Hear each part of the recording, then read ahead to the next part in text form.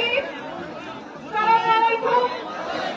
আপনারা এত সাড়া দিয়েছেন, আমরা আপনাদের শহরের মধ্যে বাজারের মধ্যে দিয়ে হেঁটে আসছিলাম, একদম সব জায়গায় কানায় কানায় পরিপূর্ণ।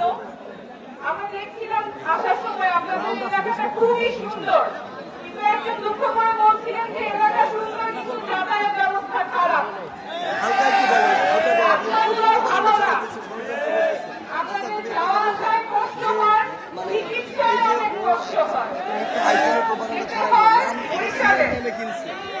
এখানে আপনারা চিকিৎসা যেটা পাওয়ার কথা সেই তুলনায় সরকারি ব্যবস্থাপনা অনেক অপ্রতুল, যেতে হয় 2 ঘন্টা, আপনারা জরুরি চিকিৎসাগুলো পান না। আমাদের দেশের স্বাধীনতা 50-এর উপরে হয়ে গেছে বয়স আমাদের দেশের, কিন্তু এখনো আমরা মৌলিক যে সুবিধা সেগুলো নিশ্চিত করতে পারি নাই।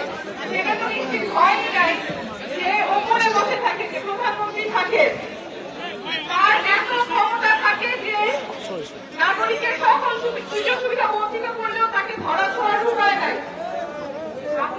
আপনারা এবং আপনাদের সন্তানেরা যে মাঠে নেমেছিলেন, এখান থেকে খুব দূরে না আন্দোলন করেছিলেন সেই আকাশ থাকে দেশটা যাতে বদলায়, আপনাদের